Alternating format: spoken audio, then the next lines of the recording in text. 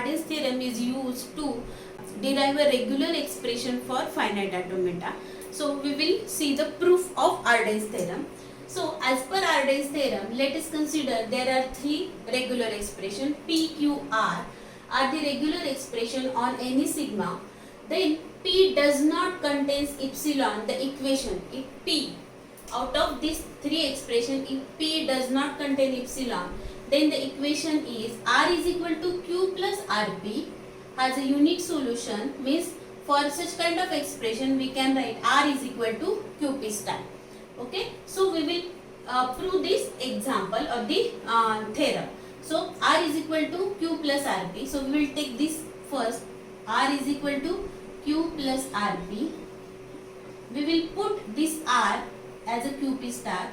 So Q plus QP star P. Okay, QP star P. So from this expression we can take common Q from this one, this epsilon. This will become P plus. P star P is nothing but P plus. And finally P plus epsilon is nothing but QP star. Because if we are taking epsilon with this, that means it is a P star. So means finally we got this as a expression using R is equal to Q plus RP. Now we will prove in another way. R is equal to Q plus RP. This is the first part. Now we will see second part. Now expression is equal to R is equal to Q plus RP. Okay, Q plus RP. Now we will put this R as this expression. Here we put this QP star here.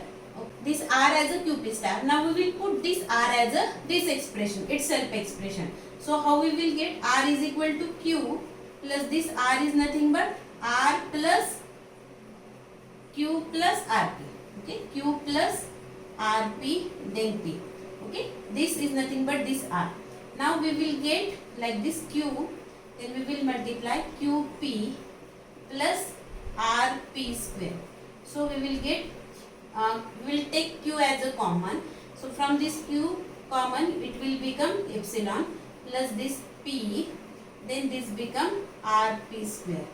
Okay, now we got this expression. If we to put this R is equal to Q plus RP, here we will write what we put Q plus RP as a substitution. Now in this example this epsilon plus P and this is become P square. Now again there is a R. Okay, so again we will put this R as a Q plus RP. So Q in bracket epsilon plus P plus Q plus RP P square. Okay, now again we will get epsilon plus P plus QP star plus RPQ. Okay, now from these three we will get the common as a Q. So what we will get? Q epsilon plus P plus P square and this RPQ. Okay, means first time we got epsilon plus P and this was P square. Second time we got epsilon plus P square and this is our PQ. In this way, if we take for K time, okay, K time, what we will get finally? R is equal to we will get Q plus epsilon plus P square up to P raised to K. Okay, up to P raised to K. This become P raised to K and this part will become R P raised to K plus 1. R P raised to K plus 1. If you observe here for this example P square, here P square PQ. That's why it is a R P raised to K plus 1.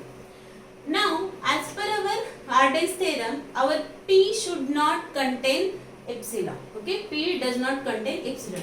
Now let us consider any example, any string omega which belongs to R, any string including epsilon also. If we consider epsilon we cannot represent using this R P K raised to 1. Why? K plus 1. Why?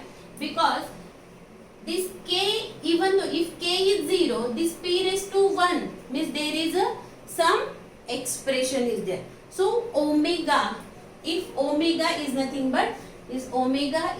but string, if that string contains epsilon which we cannot represent with the help of this rpk raised to rpk plus 1. If we exclude from this expression, what we will get? R is equal to q epsilon plus p square up to p raised to k. So how we can write this one? This is nothing but p raised to p star. This is r is equal to q p star, because this is the expression of clean star of p. So it will become p star. Why we excluded this one? Because we cannot accept epsilon with the help of this expression, but with the help of this part we can easily accept any kind of string for this r. That's why no need of this expression. Directly we excluded that part and we took r is equal to this much, and we got r is equal to q p star is the answer. So that means with the help of this expression we got this as an answer.